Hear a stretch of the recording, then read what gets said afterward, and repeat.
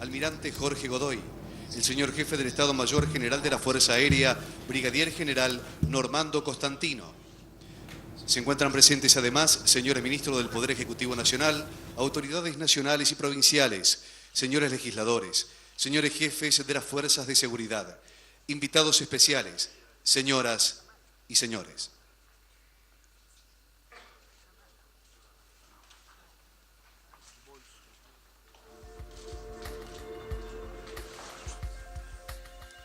Personal de las Fuerzas Armadas Argentinas e invitados especiales, muy buenas noches a todos.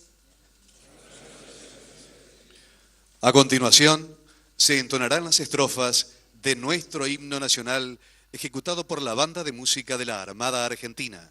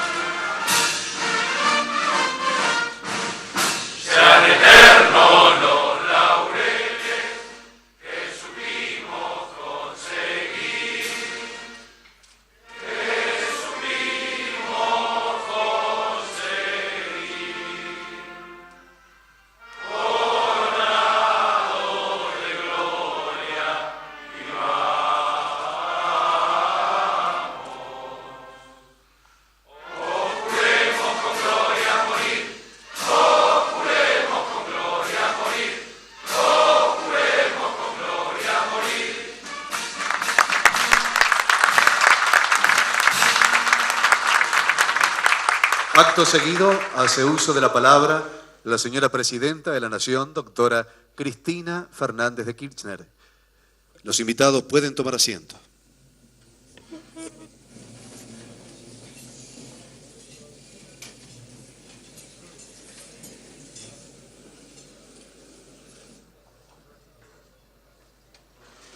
Señor Vicepresidente de la Nación, señora Ministra de Defensa, señores Jefe de Estado de las tres fuerzas y señor Jefe de Estado Mayor Conjunto de las Fuerzas Armadas Argentinas, señores oficiales, invitados especiales. Bueno, en primer término y antes de abordar esta mi primer intervención en la cena de camaradería de las Fuerzas Armadas, quiero hacerles el anuncio que me habían solicitado bajo amenaza de no darme cena esta noche los 3 jefes de las Fuerzas Armadas si no anunciaba finalmente el aumento que se le concede a las Fuerzas Armadas, similar al resto de la Administración Pública Nacional, y que muy en sorno, muy en broma, en el último encuentro que mantuvimos en la Escuela de Suboficiales, Sargento Cabral, me decían, bueno, Presidenta, si no anuncia el aumento me parece que no le vamos a dar comida después. Y como eran 3 hombres y las mujeres somos débiles y no tenemos fuerza para oponernos a los hombres, finalmente dije, bueno, vamos a dar el aumento que corresponde a nuestros oficiales, suboficiales y a todo el personal de nuestras Fuerzas Armadas en forma similar al que lo ha recibido el resto de la Administración Pública Nacional. Es para mí un gran compromiso la intervención de esta noche frente a todos ustedes, y que es en definitiva transmitirle a mis subordinados el pensamiento de la jefe de Estado en torno a un tema clave como es nuestro sistema de defensa nacional y los desafíos que esto presupone en un mundo muy complejo y cada vez más complejo. En principio, definir los 2 ejes básicos que constituyen nuestra comprensión. Primero, la de un gobierno democráticamente electo, que es quien por imperio de la Constitución diseña y planifica la concepción, las alianzas estratégicas y la ejecución de una política de defensa en el marco irrestricto del respeto a los derechos humanos y la autodeterminación de los pueblos. En segundo término, lo que ha definido nuestra Ley de Defensa Nacional, la construcción del sistema de defensa nacional donde las Fuerzas Armadas constituyen precisamente el instrumento militar de este concepto de la defensa nacional. Y bajo estos 2 ejes fundamentales, quiero abordar en esta noche 7 puntos que para mí son claves. El primero, la integración definitiva de nuestras Fuerzas Armadas a los derechos y garantías que tienen todos los ciudadanos argentinos. Nuestros hombres y mujeres que con vocación han elegido la carrera de las armas son ciudadanos y ciudadanas especializadas en el uso de armas y con estudios en materia de defensa nacional, pero son también ciudadanos que merecen todos los derechos y garantías del resto de la ciudadanía. Por eso creemos que es inminente la sanción del nuevo Código de Justicia Militar que fuera enviado al Parlamento argentino por el anterior gobierno y que, sin perder de vista las características específicas y especiales que tiene la actividad militar en cuanto a jerarquía, en cuanto a cumplimientos de los órdenes, plantea un sistema de derechos y garantías de los cuales los hombres y las mujeres de armas no pueden carecer. Se plantea inclusive la figura del Ombudsman dentro de las propias Fuerzas Armadas como una garantía de esos derechos civiles que también tienen todos los argentinos, vistan uniforme o no, a acceder a una justicia absolutamente igualitaria. La igualdad no es una concesión, es esencialmente la base intrínseca de un sistema democrático, civilizado y desarrollado. La segunda cuestión pasa también dentro de esta integración lo que hicimos hace unos días en la Escuela de Suboficiales Sargento Cabral y que también presupone la necesidad de acceder por parte de nuestros miembros de las Fuerzas Armadas, en estos casos los suboficiales, a bienes básicos como la vivienda. Por eso también la integración de los hombres de armas a planes federales de vivienda. No es tampoco una concesión magnánima, es simplemente la concreción efectiva y práctica de esta igualdad que demanda la sociedad para todos sus integrantes. Esperamos también poder abordar en esta planificación la incorporación de los oficiales también a planes especiales que vamos a lanzar para sectores tal vez con un poder adquisitivo mayor del grupo familiar en su conjunto, de manera tal que todos también puedan acceder a estos bienes básicos de un estado de bienestar. La segunda cuestión tiene que ver con la reestructuración o la reformulación estructural de la gestión de las Fuerzas Armadas. Hace un mes atrás aproximadamente me tocó visitar el edificio General Libertador José de San Martín. Allí en esa oportunidad tuve la visión de cómo vamos a concebir la ejecución de un sistema de defensa no ya como compartimentos estancos entre las tres fuerzas, como era antes, en la cual cada una tenía un sistema que se repetía o se replicaba en forma similar en cada una de las fuerzas, muchas veces gastando recursos innecesarios porque por allí podría hacerse en forma absolutamente centralizada, desde la adquisición hasta licitaciones, pero también en tareas que tengan que ver con la especificidad del hecho de ser un integrante de las Fuerzas Armadas y que en realidad correspondían a una visión de una Argentina de otro siglo, la del siglo pasado, en donde cada fuerza se sentía como algo diferente a la otra. Concebimos ahora, en este sistema integrado de defensas, a nuestras Fuerzas Armadas como una sola, con distintas actividades, con distintas especificidades, pero una sola. Y creemos que esta reformulación estructural de gestión centralizada que fue desarrollada en esa visita que tuvimos oportunidad de realizar al edificio General Libertador San Martín, constituye un avance muy importante en el marco de dar mayor eficiencia, mayor eficacia a la gestión de un sistema de defensa. La tercera cuestión es la formación del militar. En estos días, creo que en el día jueves, vamos a presentar conjuntamente con el rector de la Universidad de 3 de febrero la maestría en sistemas de defensa, porque normalmente en nuestra sociedad el tema de defensa se vio solamente como algo que podía ser solamente estudio por parte de quienes habían accedido a la vocación militar, como si la cuestión de la defensa solamente pudiera ser militar, cuando en realidad vemos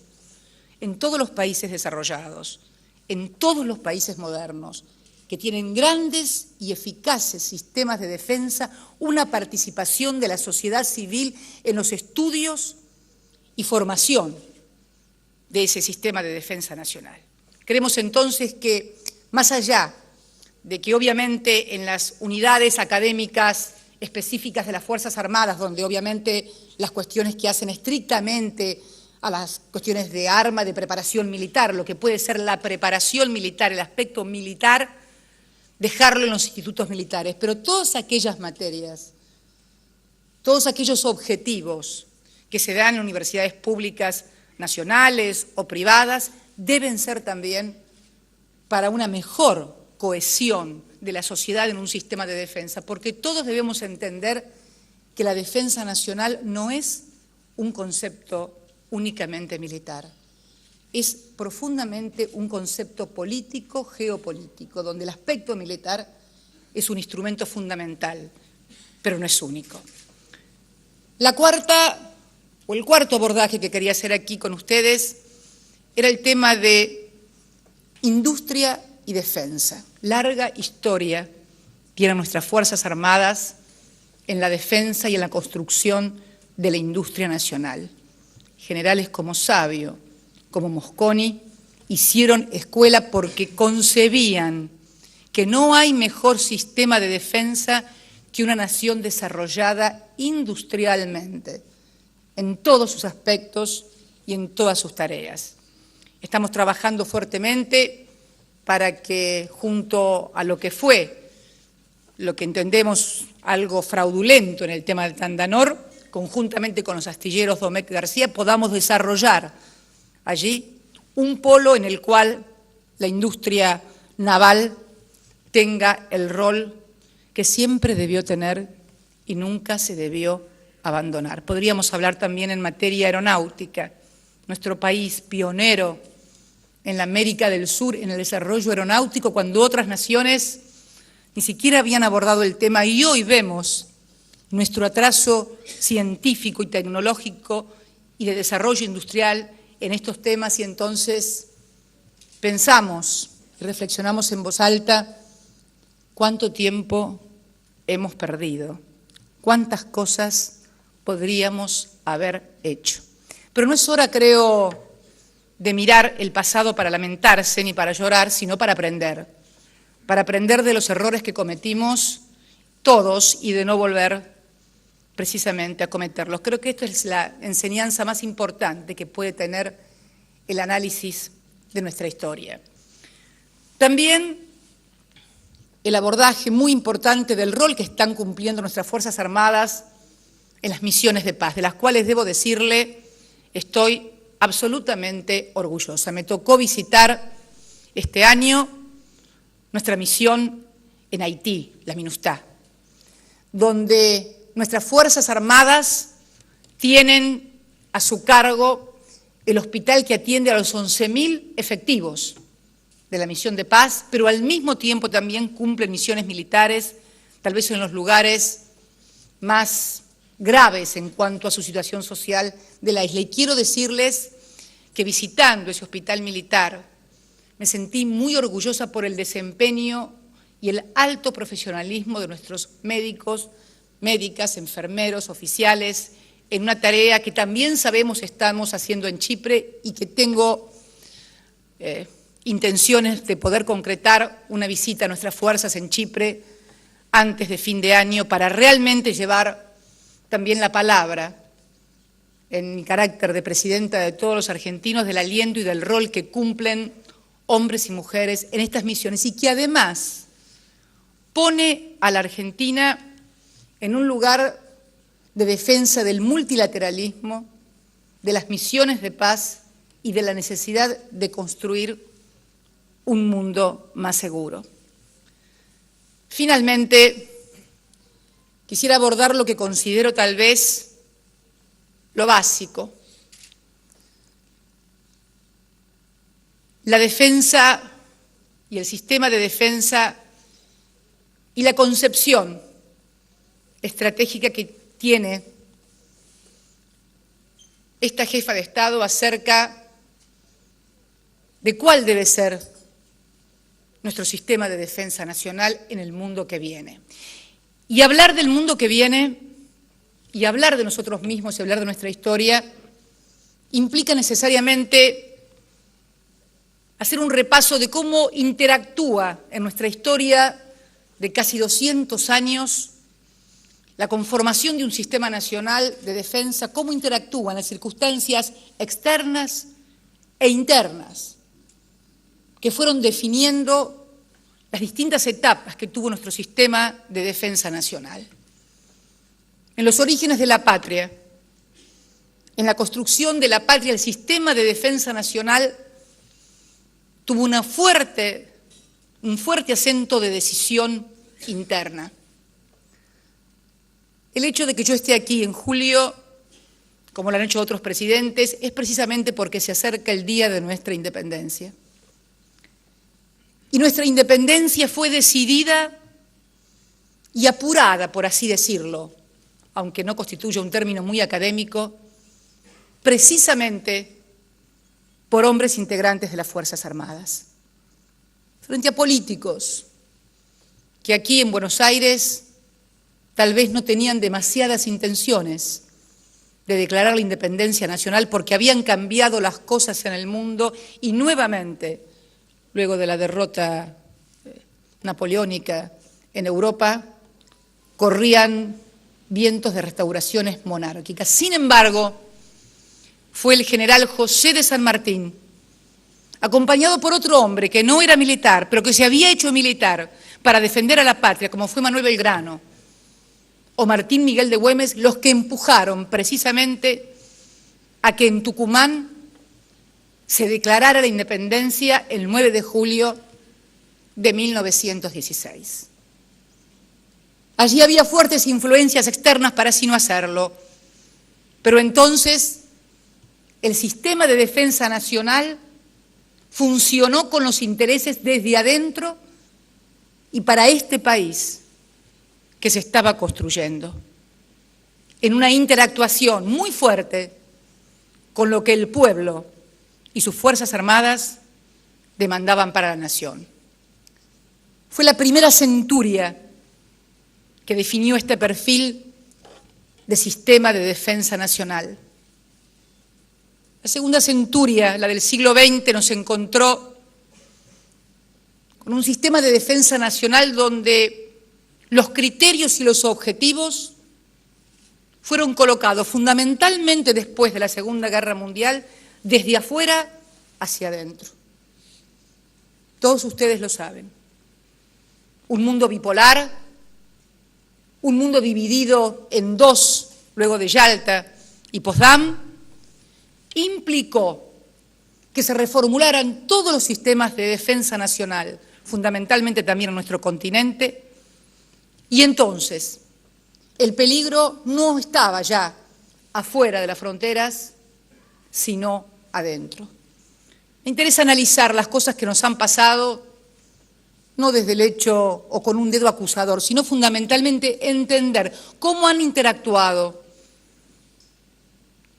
los agentes externos e internos en la historia que nos tocó vivir durante el siglo XX de interrupciones de gobiernos constitucionales y democráticos. Sería muy fácil para mí pararme aquí esta noche y tal vez con un tono admonitorio dar clases de quién tuvo la culpa, pero lo cierto es, y bueno es reconocerlo en este ámbito, que las cosas que han pasado en la República Argentina en materia de interrupciones institucionales no tuvo únicamente a las Fuerzas Armadas como sus autores, en todo caso, como mascarones de proa de otros designios que venían desde afuera y también desde adentro, pero que cuando hubo que hacerse cargo de la historia, no se hicieron. Y solamente fueron las Fuerzas Armadas las que allí quedaron como si fueran los únicos responsables de las cosas que habían pasado en la República Argentina. Esto no exculpa ni quita responsabilidades, pero coloca las cosas en su justo término histórico. Hubo también sectores civiles que impulsaron también esas interrupciones institucionales. Tal vez la más terrible de todas, la última, la trágica, la del 24 de marzo de 1976, a la que espero referirme por primera y última vez como comandante en jefe de todos ustedes, porque de lo que pasó y de los responsables debe ocuparse la justicia. Yo me voy a ocupar, junto a ustedes, de construir este sistema de defensa nacional que requiere el mundo que viene. Ya no es un mundo dividido entre los peligros de nuevas o extrañas ideologías. Al contrario, es un mundo más concreto, más difícil, donde el punto estará en la defensa de nuestros recursos naturales, de nuestra Antártida, de nuestra agua. Hace pocos días me tocó estar en la conferencia de FAO en Roma y escuchar al señor presidente de la República Federativa del Brasil condenar duramente declaraciones de una importante dirigente europea donde se planteaba el derecho del mundo a cuidar de la Amazonía. Y ayer leía una vez más declaraciones del presidente de la República Federativa del Brasil respondiendo a otro importantísimo ex premier europeo que también sostenía que Amazonía y el acuífero guaraní deben ser patrimonio de la humanidad. Y aquí me viene a la memoria algo que dice un amigo mío, gobernador de una provincia del noreste argentino. Siempre me dice, ¿viste, Cristina? Siempre declaran patrimonio cultural al agua, a los glaciares, a la Amazonía.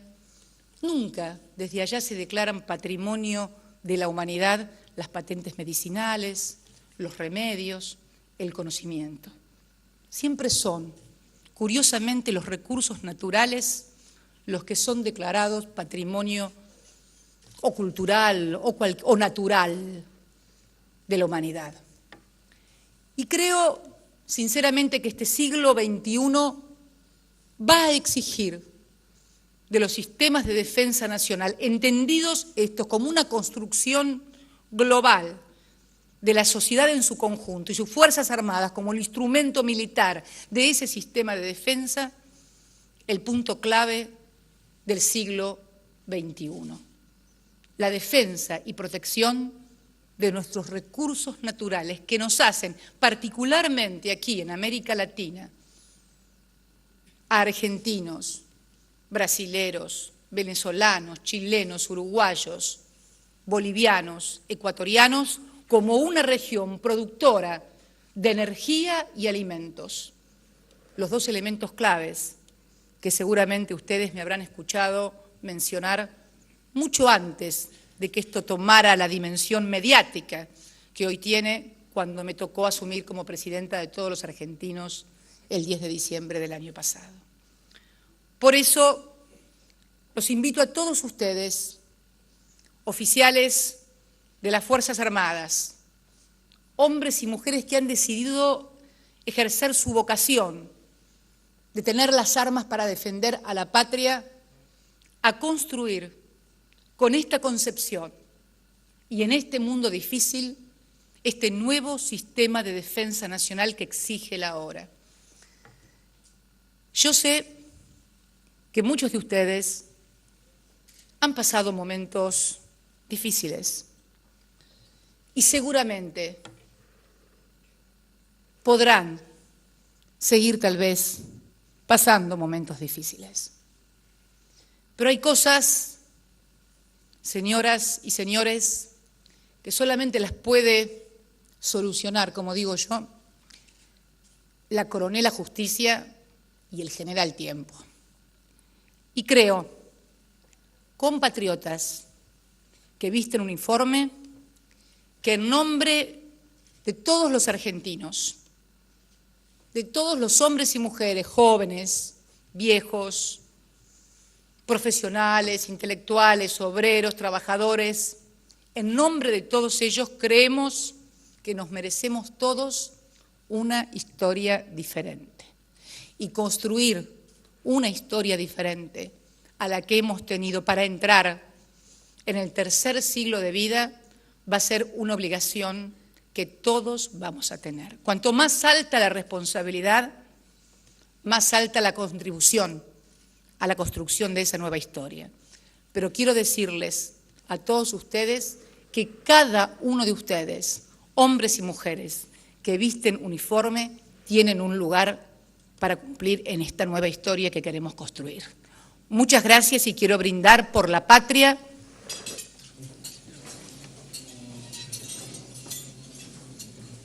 y por el Día de la Independencia el 9 de julio. Por la Argentina, por la patria y por la independencia, salud.